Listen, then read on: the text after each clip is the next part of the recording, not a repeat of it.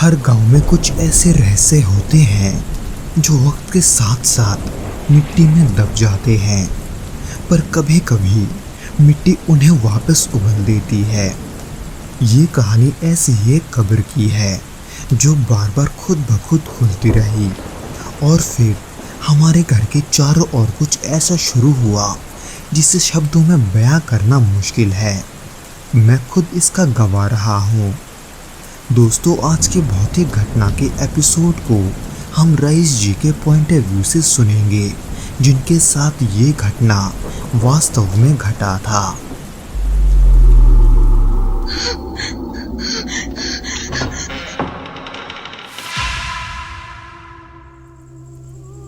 मैं जिस गांव में पैदा हुआ उसका नाम है भोगतोलिया, जो कि दक्षिण बंगाल में एक सुदूर इलाके में बसा एक छोटा सा गांव है। मिट्टी के घर, घने पेड़ों की छाया और पुराने हवेलियों के बीच बसा ये गांव जितना शांत दिखता था, उसके भीतर उतनी ही गहराई से कुछ और दबा हुआ था। हमारा घर गांव के सबसे पुराने हिस्से में था और उसके ठीक पीछे था एक पुराना कब्रिस्तान, जिसकी जर्जर मिट्टी की दीवार हमारे आंगन से सटी हुई थी। हम उस कब्र के इतने नजदीक रहते थे कि रात को हवा जब तेज चलती तो सूखे घास और पुराने पत्तों की खड़खड़ाहट हमारे दरवाजे तक सुनाई देती थी। हालांकि इन सब से मुझे बचपन में डर तो बहुत लगता था, लेकिन जैसे जैसे समय बीतता गया मुझे इन सब की आदत लगती गई। लेकिन 2021 की एक गर्मी की दोपहर ये सब बदल गया। उन गर्मियों के दिनों में एक दिन अचानक करीम चाचा की मौत हो गई।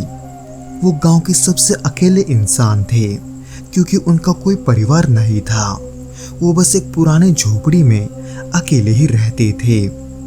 इसीलिए गांव वालों ने मिलकर उन्हें दफन करने का इंतजाम किया। उस दौरान हल्की फुल्की बारिशें भी हो रही थी और जिस दिन उन्हें दफनाया जा रहा था उस गर्मी के दिन में भी बारिश हो रहा था, और उस बारिश की वजह से दफन की रस्में जल्दी जल्दी पूरी की गई। करीम चाचा का कब्र हमारे घर की पिछली दीवार से महज कुछ ही कदम की दूरी पर बनाई गई थी। पहले कुछ दिन तो सब सामान्य था, लेकिन करीब 10-12 दिनों के बाद अम्मी ने सुबह देखा कि दीवार के पार कुछ गड्ढा सा दिख रहा है। मैंने जाकर देखा तो पाया कि करीम चाचा का कब्र उसको किसी ने खोदा हुआ है।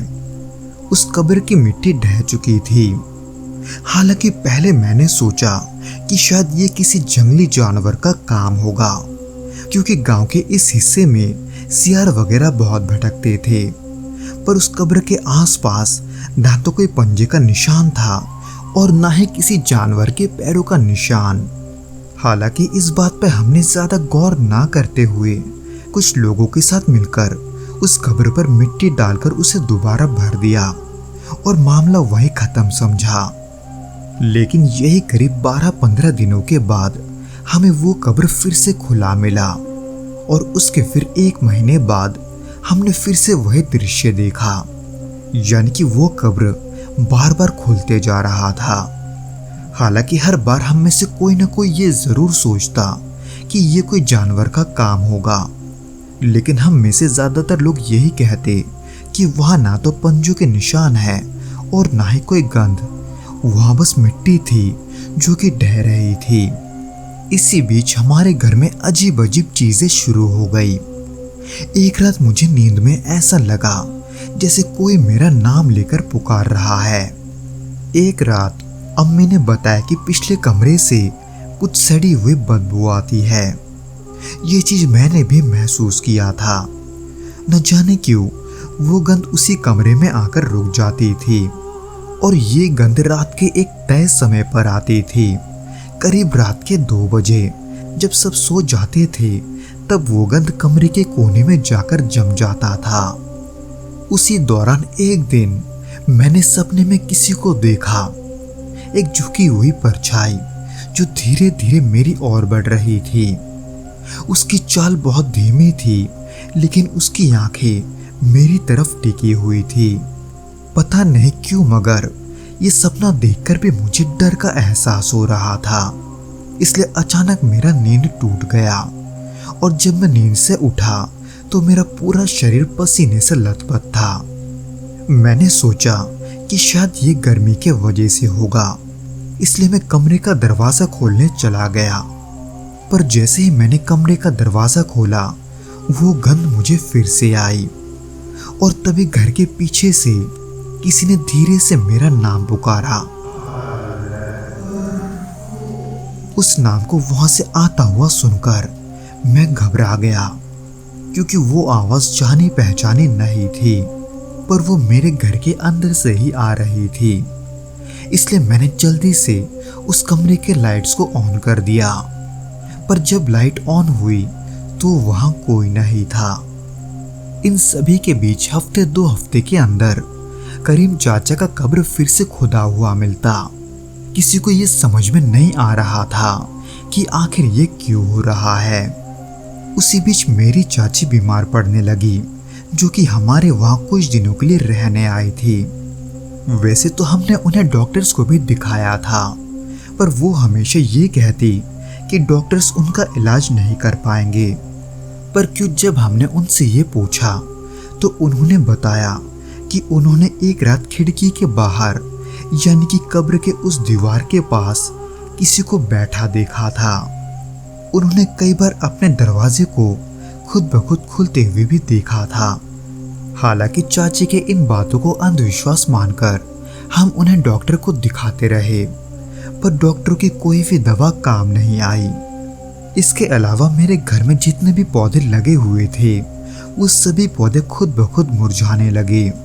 और फिर ऐसे ही देखते देखते एक रात ऐसा आया जब रात को घर के पिछले हिस्से में किसी के चलने की आवाज आने लगी।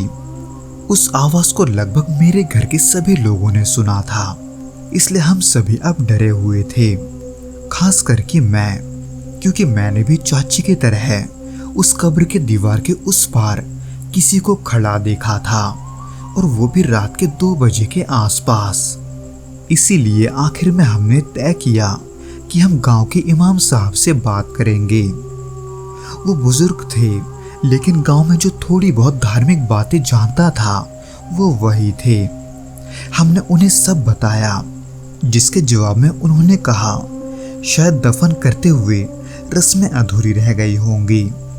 इसलिए इमाम साहब ने कुछ गांव वालों के साथ मिलकर उन रस्मों को पूरा करने का निर्णय लिया। उसके बाद करीम चाचे के कब्र को दोबारा मिट्टी से ढककर एक शुक्रवार को जुम्मे की नमाज के बाद हमने पूरे गांव को बुलाकर खाना खिलाया और सभी से ये विनती किया गया कि वो करीम चाचा के लिए दुआ करें ताकि उनके रूह को शांति मिले। उसके बाद इमाम साहब ने कब्र पर जाकर फातिहा पढ़ा और फिर कब्र के चारों तरफ नमक और मिट्टी की एक रेखा बनाई। फिर उन्होंने कहा कि अब उन्हें चैन मिल जाएगा। उस रात वो पहली बार था जब हमारे घर से वो गंध गायब हो चुकी थी। किसी ने मुझे रात को नाम से भी नहीं पुकारा और ना ही कहीं से कोई आवाजें आई, यानी कि सब कुछ सामान्य लग रहा था। हालांकि हमारे अंदर से डर पूरी तरह से नहीं गया था, क्योंकि पिछले कुछ महीनों में जो भी घटनाएं हुई थी उसके बाद से हमारे अंदर एक डर बैठ गया था, जिसके वजह से हमें अक्सर ऐसा महसूस होता था कि वो परछाई अब भी वही है। हालांकि घर में कोई घटनाएं नहीं होती थी, लेकिन उस डर से अब जब भी बारिश होती थी और जमीन गीली होती थी, हमें इस बात का डर लगता था कि कहीं वो कब्र दोबारा ना खुल जाए, क्योंकि वो कब्र हमारे घर से ज्यादा दूर नहीं था। तो दोस्तों, आज के इस पहले घटना के बाद बिना किसी देरी के हम दूसरे घटना की ओर बढ़ते हैं।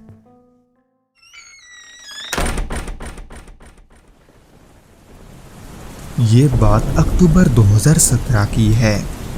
रात के करीब 1:30 बजे का समय था और मैं एक पुराना ट्रक चलाकर एक माल की डिलीवरी देने गांव से होते हुए शहर की ओर जा रहा था। हालांकि वो रास्ता जाना पहचाना तो था, लेकिन जंगलों से भरा, सुनसान और बेहद खराब रास्ता। जैसे ही मैंने जंगल के किनारे वाली सड़क पर चढ़ाई शुरू की, सड़क की हालत ने मुझे धीमा कर दिया।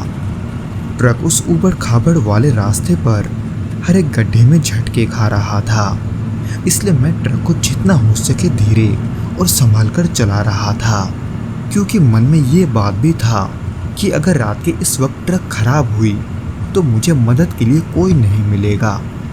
ये सब सोच मेरे मन में बार बार घूम रही थी और गाड़ी के हेडलाइट्स वो झाड़ियों और पेड़ों की छाया को अजीब सी शक्लें दे रही थी। ऐसा लग रहा था जैसे कि जंगल जाग चुकी हो। उसी बीच में धीरे धीरे आगे बढ़ रहा था कि तभी मेरी नज़र सड़क के किनारे एक पुराने बरगद के पेड़ पर पड़ी, जिसके नीचे एक छोटा लड़का बैठा था। उसका चेहरा नहीं दिख रहा था क्योंकि उसका सर नीचे झुका हुआ था। उसे देखकर मैं सोचने लगा कि आखिर इस समय ये यहाँ क्या कर रहा है, और साथ में ये भी कि कहीं ये कोई गांव का बच्चा तो नहीं है जो रास्ता भटक गया हो। लेकिन मैं नहीं रुका, बस धीमे से ट्रक वहाँ से मैंने निकाल लिया। पर कुछ ही मिनटों बाद मुझे फिर से वही मोड़, वही पेड़ और वही लड़का दिखा।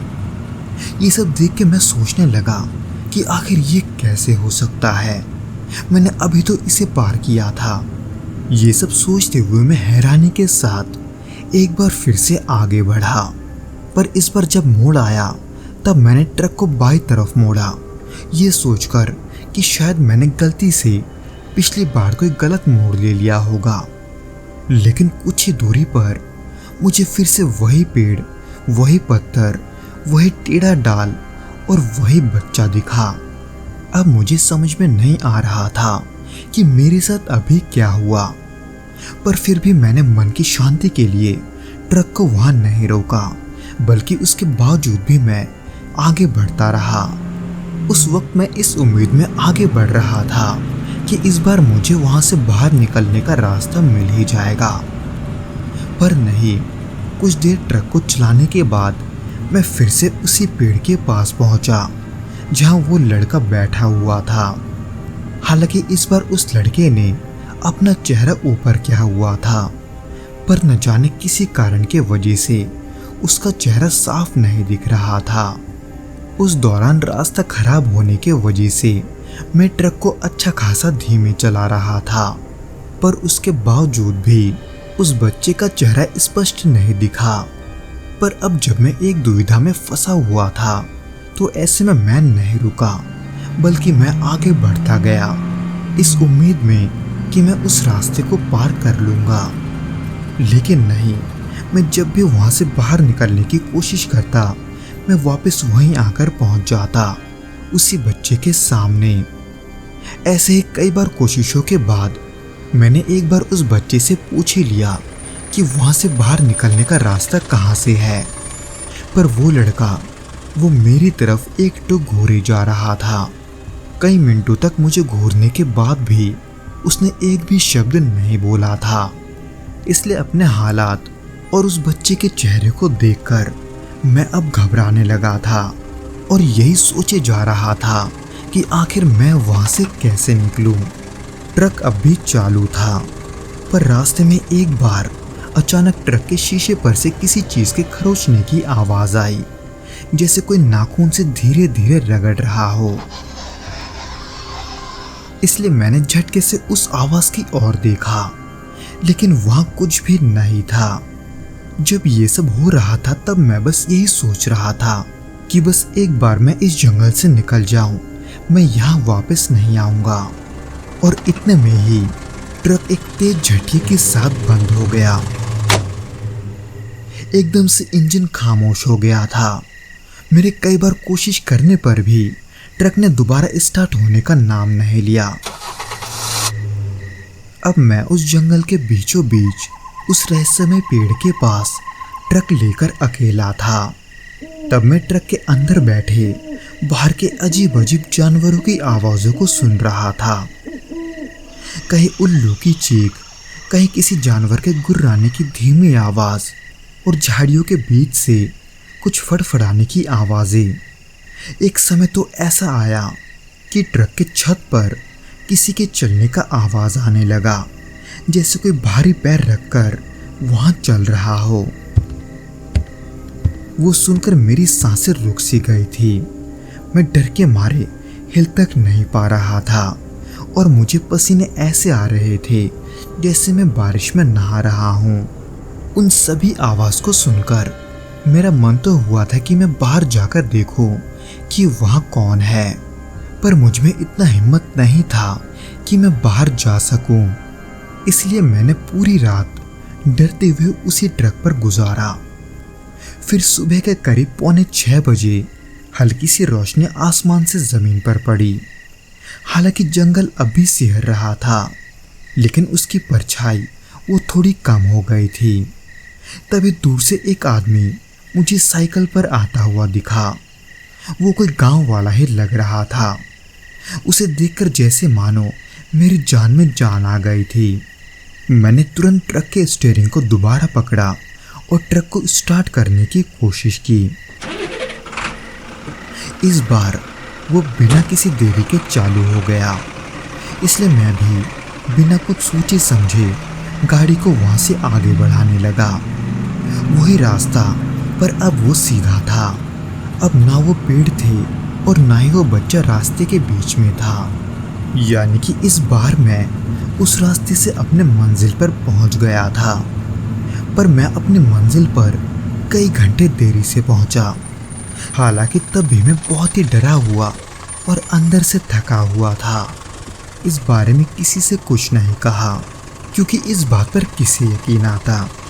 खैर, आज भी जब मैं किसी सुनसान रास्ते से गुजरता हूँ और ट्रक को धीरे चलाने लगता हूँ, तो मुझे अपने अंदर फिर से वही डर महसूस होता है। तो दोस्तों, ये तो था वो घटना जो कि रवि जी के साथ घटा था।